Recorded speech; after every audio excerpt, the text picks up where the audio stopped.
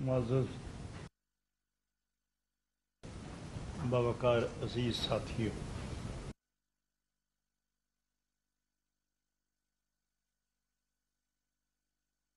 سفر کی بنا پر کچھ عرصہ درس مثنوی کے تسلسل میں تعطل رہا ہے، مگر آج اس روحانی سفر میں مزید اشتیاق، ذوق، ہمت، حوصلہ، کیفیت، ارادت، ذوق الفت، کثرت محبت کے فیضان سے آپ حاضرین اور تمام دنیا بھر میں مثنوی کے سامعین کو پھر سے بیداری کی دعوت اور اس شوق کے سفر میں حوصلے اور قوت کی دعوت حضرت جناب رومی رحمۃ اللہ علیہ کے فرمان ذی شان اور ایمان کے نور سے منور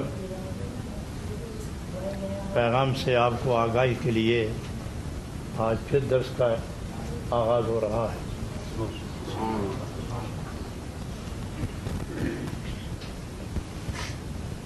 معزز حضرات،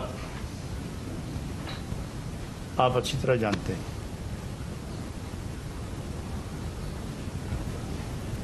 کہ بہت اچھی طرح واقف ہیں آپ، بزرگ بھی اور نو عمر ساتھی بھی۔ مجھے آج یہ خوشی ہے کہ آج اس محفل درس میں نوجوانوں کی کثرت ہے۔ نوجوانوں اور بزرگوں میں بزرگ با اعتبار مرتبہ نہیں، بزرگ با اعتبار عمر، کیونکہ اگر بزرگ عمر کے لحاظ سے نہ سمجھا جائے تو پھر بزرگ اس کو کہتے ہیں کہ جو قلبی روحانی اعتبار سے بلندی پر فائز ہو، وہ بزرگی اور ہے۔ وہ جوانی میں بھی بن سکتی ہے بزرگی، لیکن جو عرف عام میں مشہور ہے، جو زندگی کے پچھلے حصے میں داخل ہو جائے، آخری حصے میں، اس کو بزرگ کہتے ہیں۔ اور آپ تجربہ کار لوگ ہیں کہ جب آدمی گھر سے نکلے تو غروب آفتاب کے وقت لوگ اپنے گھروں کی راہ لیتے ہیں۔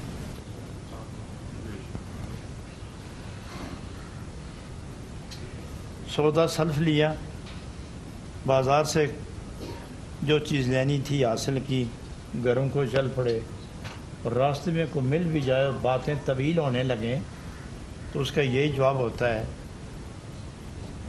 یہیں رہنے دو، وقت تھوڑا ہے، گھر پہنچنا ضروری ہے۔ حضرات، بات سے بات کھلتی جا رہی ہے تو گویا غروب آفتاب کے وقت جب دن ختم اور رات نزدیک آنے لگے تو لوگ گھروں کو دوڑنے کی کوشش کرتے ہیں کہ بامن و سلامتی اندھیرے سے بچنے کے لیے روشنی میں ہم گھر پہنچ جائیں۔ اور جوانی اور جوان، ان کی مثال ہوتی ہے دوپہر کی۔ دوپہر کے وقت آدمی صبح کا گھر سے نکلا ہوا، دوپہر کے وقت اسے گھر یاد نہیں آتا، غروب آفتاب کے وقت گھر یاد آتا۔ تو گویا جوانی مستی غفلت کا زمانہ ہے اور بڑھاپا بیداری اور گھر پہنچنے کی بحفاظت آرزو کے زمانے کا نام ہے۔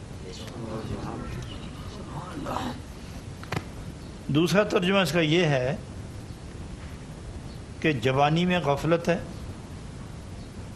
جوانی میں مستی ہے، جوان نا آشنائے ہستی ہے، جوان قدم بقدم نیستی کی طرف جا رہے ہیں، اور نیستی کے دو معنی، ایک یہ کہ وہ گناہوں کی طرف جائے، غفلت کی طرف جائے، شیطانت اس پر غالب ہو تو وہ مرکز رحمت سے ہٹ جائے، یہ بھی نیستی ہے، تباہی۔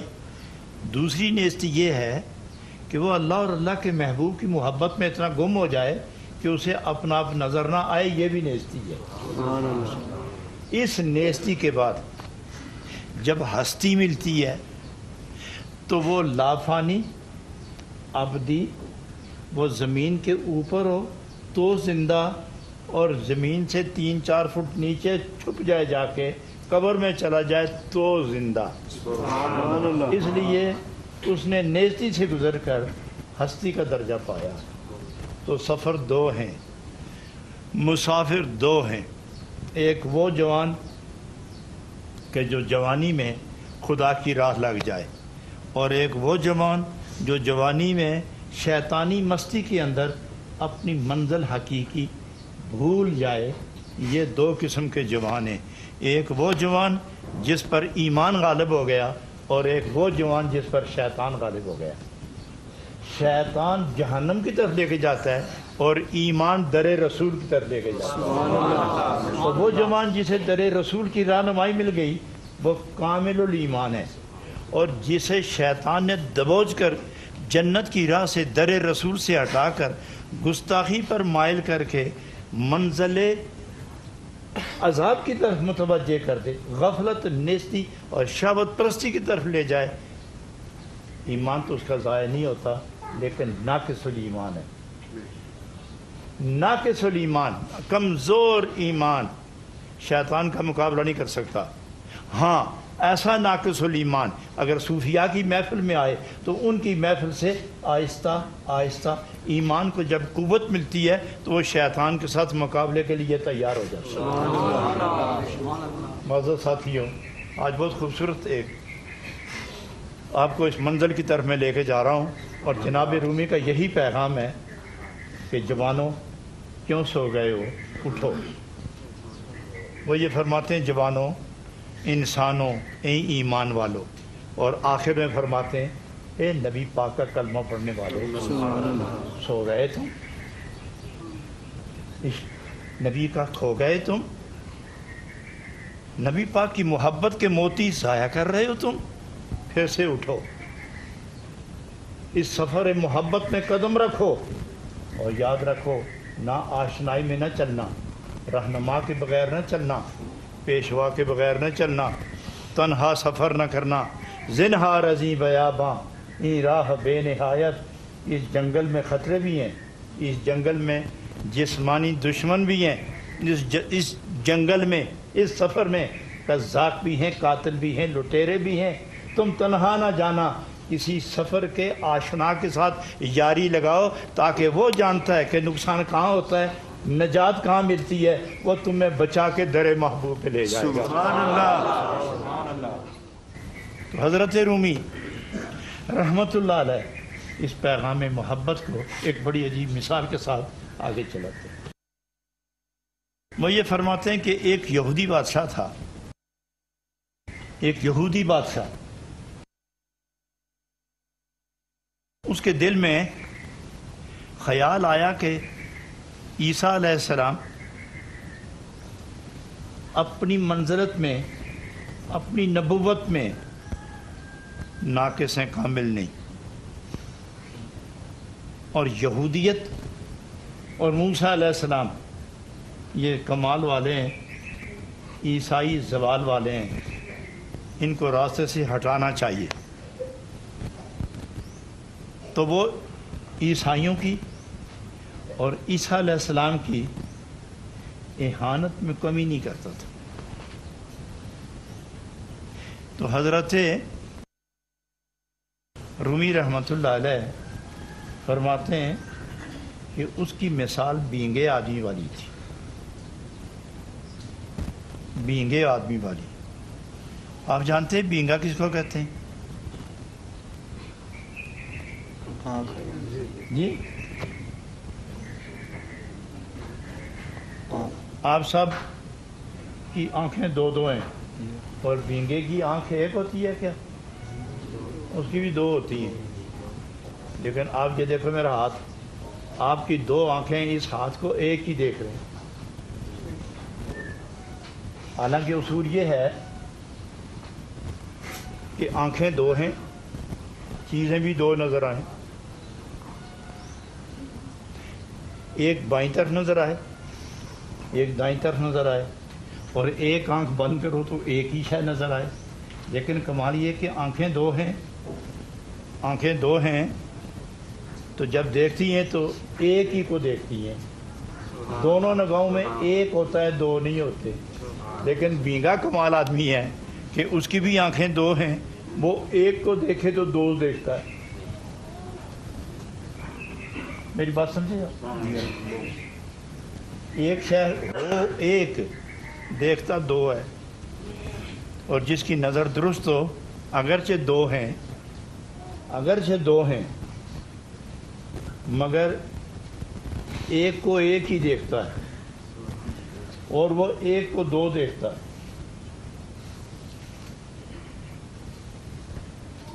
ایک استاد اپنے شاگرد کو پڑھا رہے تھے اور انہیں بڑی تکلیف ہو رہی تھی چونکہ وہ شاگرد بینگا تھا.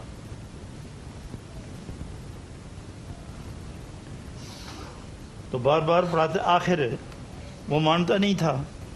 تو استاد نے حکمت سے کہا کہ اندر جاؤ، تاکچے میں ایک بوتل پڑی ہے، وہ اٹھا لاؤ. تو اندر گیا تو واپس آ گیا. اس نے کہا استاد مکرم، آپ کہتے ہیں کہ تاکچے میں ایک بوتل ہے، وہاں تو دو ہیں، آپ ہی بتائیں کہ میں کون سی لاؤں. تو استاد نے فرمایا نہیں ایک ہے، اس نے کہا نہیں دو ہیں. تو استاد نے سمجھانے کے لیے اس کو کہا کہ ایک پکڑ کے توڑو اور دوسری لے آؤ. جب اس نے ایک پکڑ کے توڑی تو دیکھا کہ دوسری غائب ہو گئی. تو واپس آیا، کہنے لگا میں نے توڑی ایک اور دونوں غائب ہو گئی.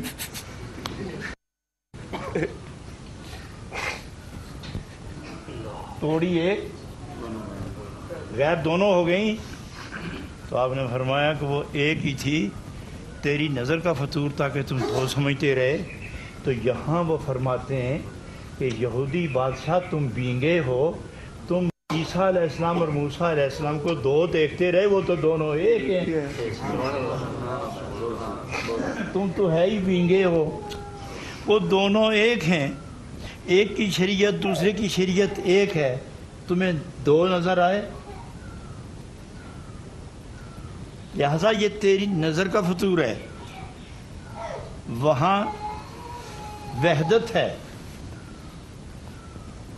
وہاں وحدت ہے اور تیری نظر کا فطور ہے. حضرات گرامی، یہاں بڑی خوبصورت بات فرمانے کے بعد ایک بہت عمدہ بات ارشاد فرماتے ہیں. بود شاہ در جہوداں ظلم سا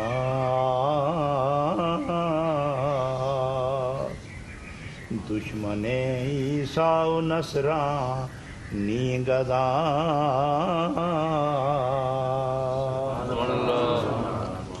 عہد عیسیٰ بود و نوبت آنے جانے موسیٰ و موسیٰ جانے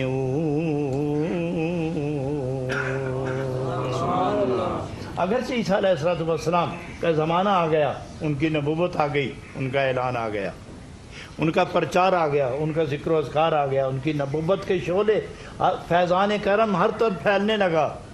موسیٰ علیہ السلام تشریف فرما نہیں تھے، لیکن وہ فرماتے ہیں جانے موسیٰ و موسیٰ جانے.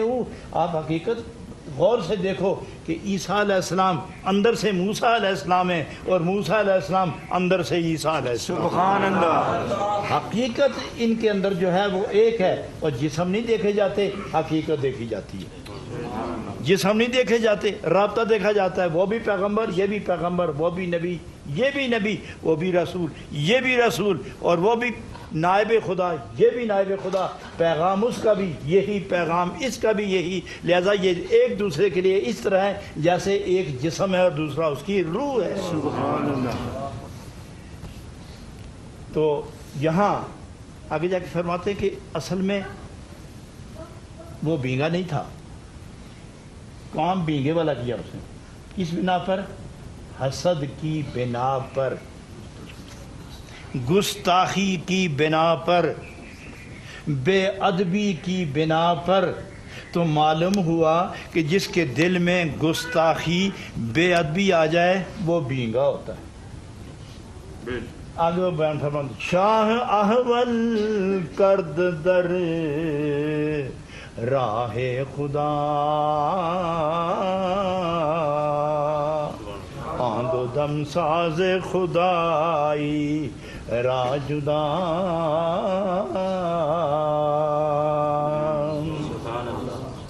حسد نے، بے ادبی نے، گستاخی نے اس کو بینگا کر دیا۔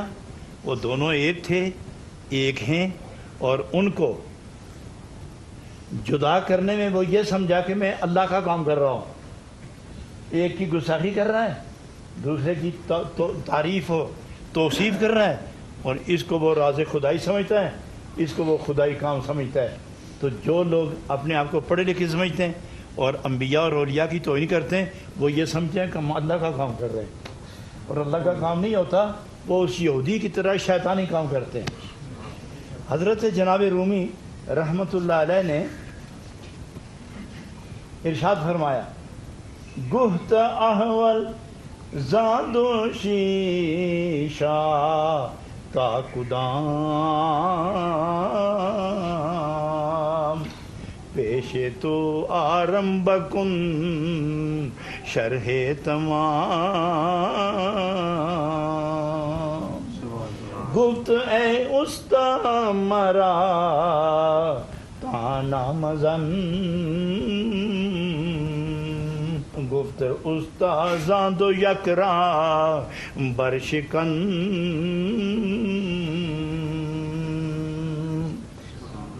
استاد نے اس طالب علم کو کہا کہ شیشے دو ہیں، تم کہتے ہو نا دو ہیں، ایک ہے۔ تو اس نے کہا مجھ سے مذاق کیوں اڑاتے ہو، اس شان و عظمت کے مالک ہو تو مجھے کہتے ہو کہ شیشہ ایک ہے جبکہ میں دیکھتا ہوں دو ہے۔ پھر آپ نے فرمایا پھر ایک توڑو۔ اس نے ایک توڑا تو دونوں گئے۔ آپ فرماتے ہیں چوں یکے بشکست ہر دو، شد سے چشم مرد احول گردد از میلان و خشم۔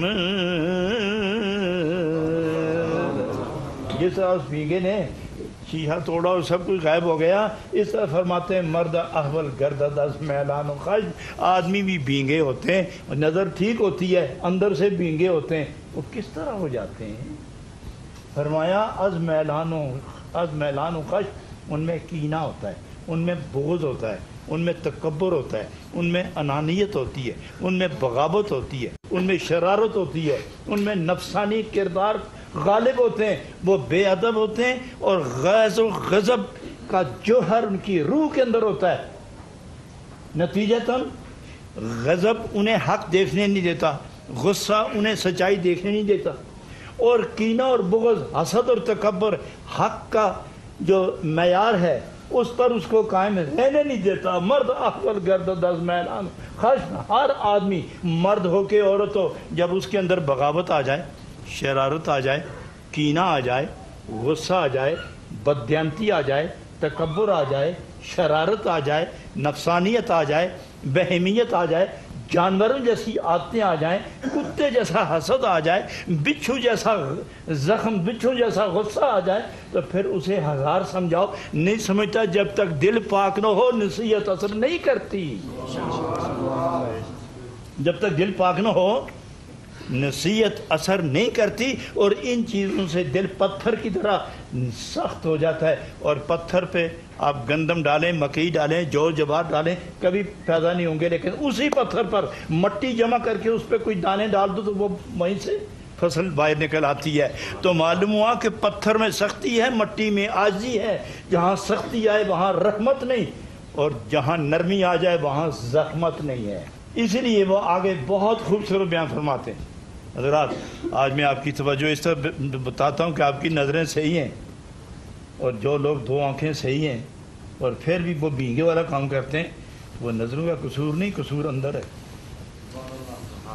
وہ نظروں کا قصور نہیں ہے، قصور اندر ہے۔ اور اللہ فرماتے ہیں لا تعمل الابصار ولکن تعمل القلوب التی فی الصدور۔ یہ آنکھیں اندھی نہیں ہو جاتی، دل اندھا ہوتا ہے۔ آنکھیں کھلی رہتی ہیں، دیکھتے رہتے ہیں، دل اندھا ہوتا ہے، اس لیے یہ آنکھیں بھی کچھ نہیں دیکھتی، آنکھیں بھی بے ادب ہو جاتی ہیں، زبان بھی بے ادب ہو جاتی ہے، کان بھی بے ادب ہو جاتے ہیں۔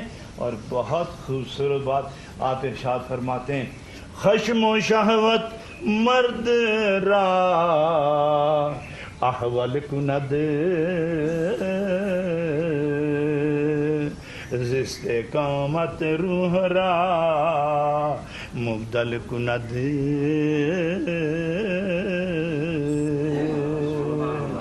غصہ بھی ہو، کینہ بھی ہو، شہوت پرستی بھی ہو، نفس کی بغاوت بھی ہو، شیطان کی سنگت اور یاری بھی ہو، اور اطاعت خداوندی اور عشق محمدی کی صرف اس کے اندر موجود نہ ہو تو پھر بندہ بینگا ہو جاتا ہے، بندہ گستاخ ہو جاتا ہے، بندہ حقیقت نہیں دیکھتا۔ استقامت روح را مبدل کند، اور جس کو استقامت مل جائے اور جس کو سجدہ ریزی مل جائے، جس کو ذکر نبی مل جائے، جس کو عشق نبی مل جائے، جس کو حب نبی کی گرمی مل جائے، اور جس کو خدا کا ذکر مل جائے، اور جس کو سجدوں میں مٹھاس اور لذت مل جائے، اور جس کو قیام میں عاجزی مل جائے، اور جس کو سجدے میں قبولیت مل جائے، اس کا دل بدل جاتا ہے، اس کی روح بدل جاتی ہے، اس کا مزاج بدل جاتا ہے، اس کے مزاج پر کملی والے کے نظام کا راج قائم ہو جاتا ہے۔ سبحان اللہ۔ یہ کون لوگ ہیں؟ یہ خوشبخت لوگ ہیں، یہ بلند قسمت لوگ ہیں، یہ ادب والے لوگ ہیں، یہ محبت والے لوگ ہیں، اور یہ سرفرازیوں والے لوگ ہیں۔ یہ جو اکڑ کے چلتے ہیں، جن کو سجدہ نصیب نہیں، کیا سمجھتے ہو یہ بڑے لوگ ہیں؟ یہ جو بے وضو اور ناپاک رہتے ہیں، کیا سمجھتے ہو یہ بڑے لوگ ہیں؟ یہ لوگ جنہیں عزت، جنہیں ذکر، جنہیں لطف، جنہیں محبت، جنہیں پیار، جنہیں عبادت، جن کو تلاوت، اور جن کو اللہ اور اس کے پیارے محبوب علیہ السلام کی محبت کا نشہ نہیں ملتا، کیا سمجھتے ہو یہ بڑے لوگ ہیں؟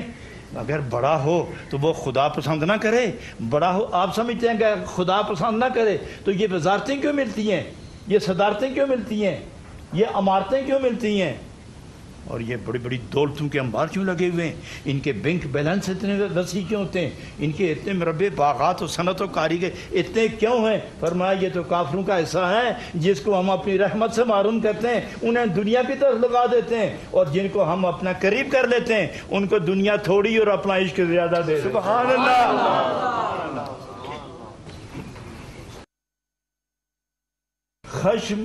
خشم و شہوت مرد را احول کند استقامت روح را مبدل کند۔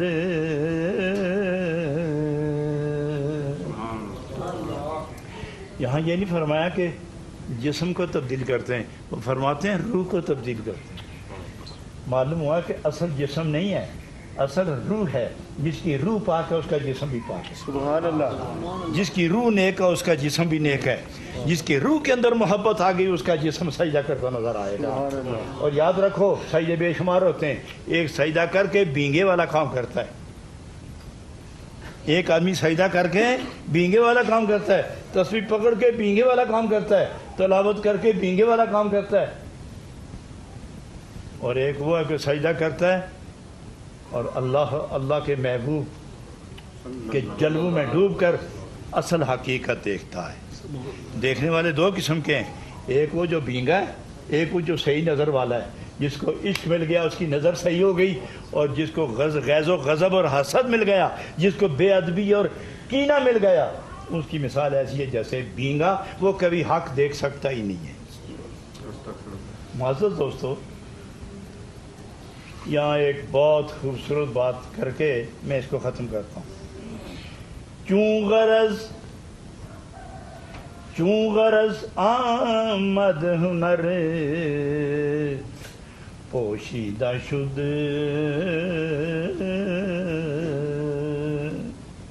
صد حجاب از دل بسوئے دیدہ شد۔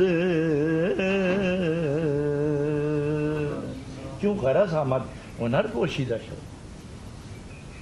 جب لالچ آتی ہے، جب نفسانی غرض آتی ہے، جب دنیا کی لالچ اور دنیا کا طمع غالب ہوتا ہے، اور جب روح اور دل اور دماغ میں صرف دنیا ہی دنیا سما جائے، اور صبح بھی رات بھی سوتے ہوئے بھی اور جاگتے ہوئے بھی کھاتے پیتے چلتے ہوئے وہ دنیا ہی کی سوچتا ہے، تو جناب فرماتے ہیں ہنر پوشیدہ شد، تو جو روحانی کمال ہوتے ہیں وہ چھپ جاتے ہیں، روحانی کمال چھپ جاتے ہیں۔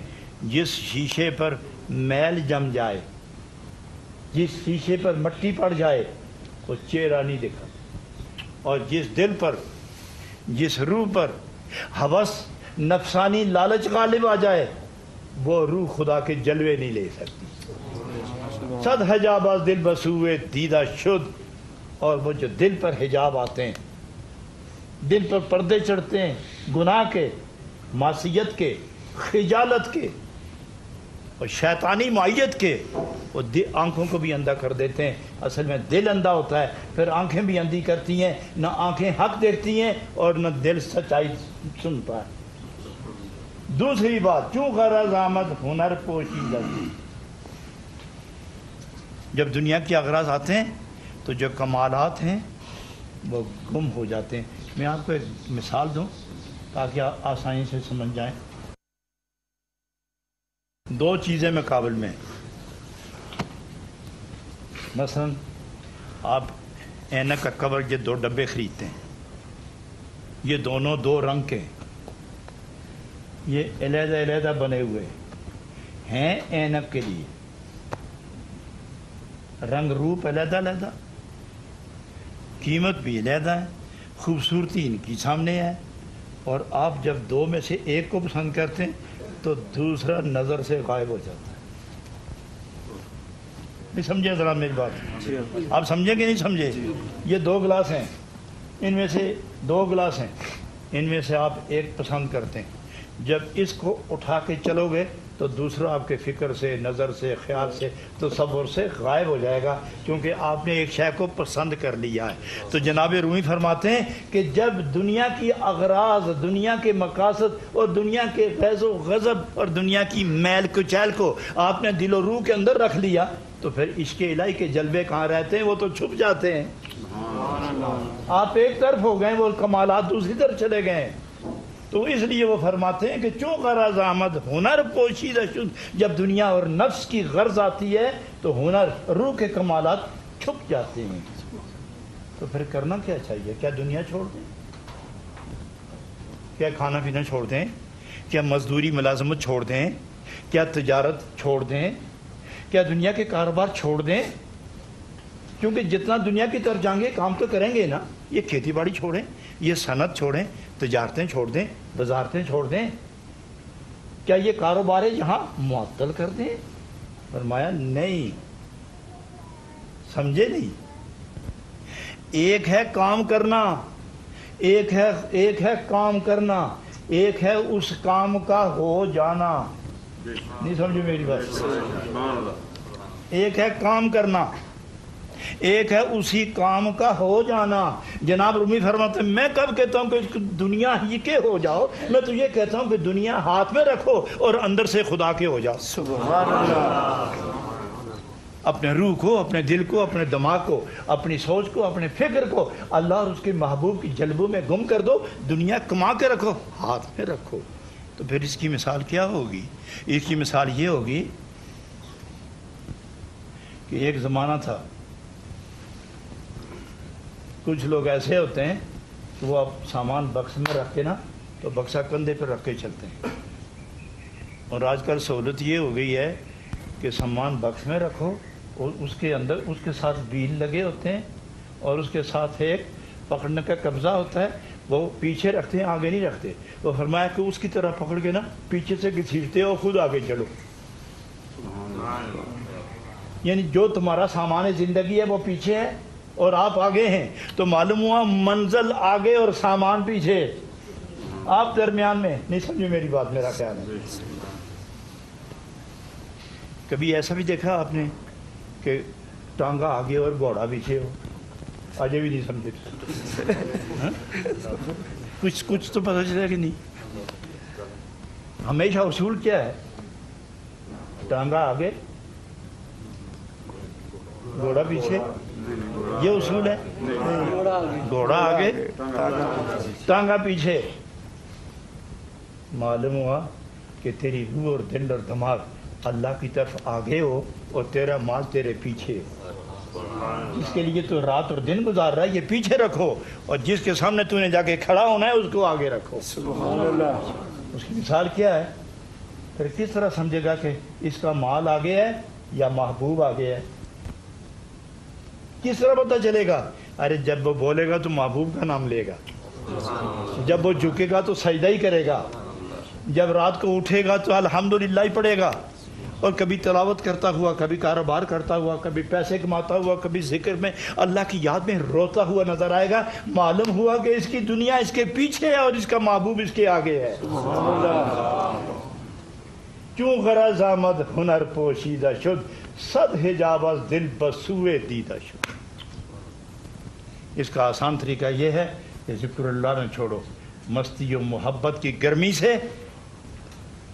جناب رومی ایک مثال دیتے ہیں، میں بیان کر چکا ہوں لیکن اس موقع کی مناسبت سے آپ کو سمجھانے کے لیے میں پھر بیان کرتا ہوں کہ یہ جو بڑے بڑے انبار لگا لیتے ہیں، ڈھیر لگاتے ہیں خشک گھاس کا، یہ بڑے بڑے انبار لگا دیتے ہیں،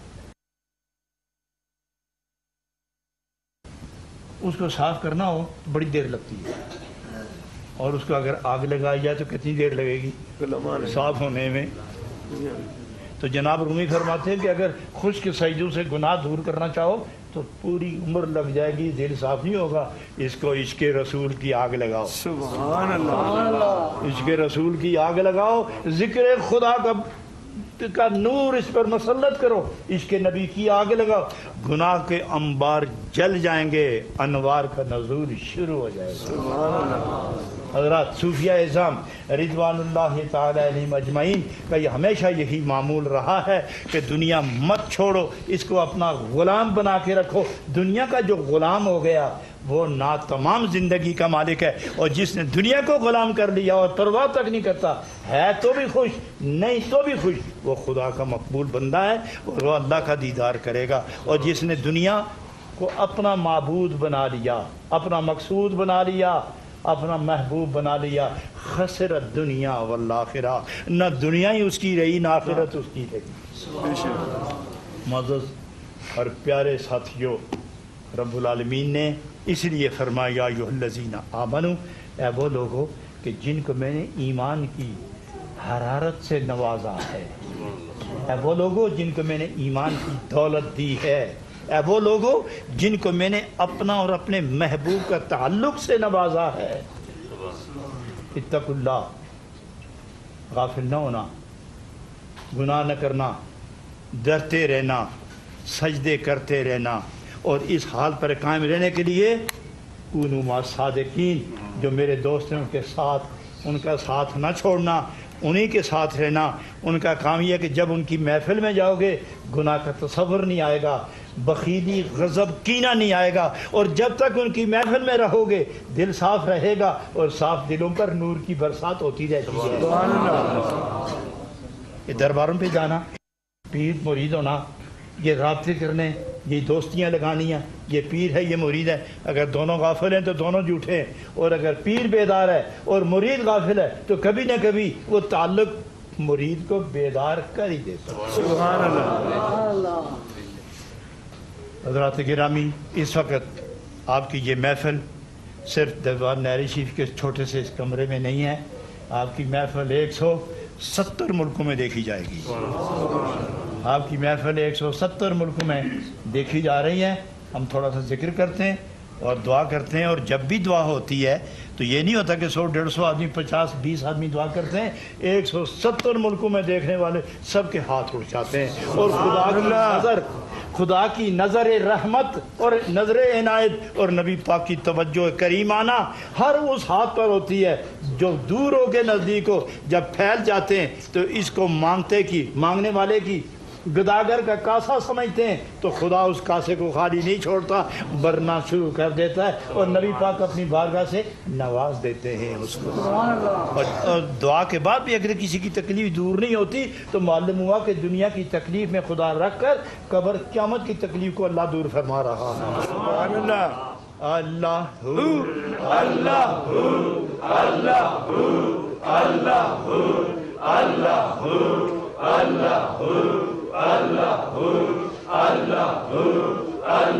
اللہ اللہ اللہ اللہ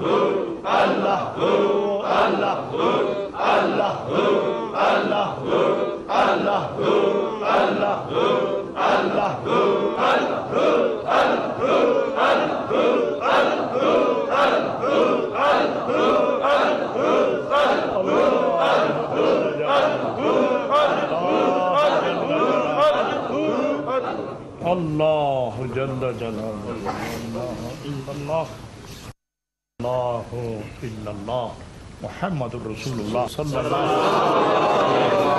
علیہ وسلم۔ عجز و انکسار محبت و پیار کے ساتھ دعا کرو، اللہ رب العالمین سب کی پریشانیاں دور فرمائے، اللہ سب کے دل و دماغ سے گناہ کے اثرات دور کر دے، اللہ سب کی روحانی زندگی پاک صاف نیک اور نور سے منور فرما دے، اللہ سب کے دامن دنیا کو دنیا کی دولت سے مالا مال آباد کر دے، اور سب کے دلوں اور روح کے دامن کو اپنے نور اور اپنے پیارے محبوب کی عشق و محبت کی لازوال دولت سے بھرپور اور منور فرما دے۔ اللہ نبی پاک کے ان غلاموں کو دو جان کی سرفرازی عطا فرما، جو بیمار ہیں شفا عطا فرما، جو پریشان ہیں ان کی پریشانیاں دور فرما، جو لا اولاد ہیں انہیں صالح نیک اولاد عطا فرما۔ الہ العالمین جن کے اولاد بیمار ہے، نامراد ہے، گستاخ ہے، تابعدار نہیں، بے روزگار ہے، اللہ ان سب پر کرم فرما۔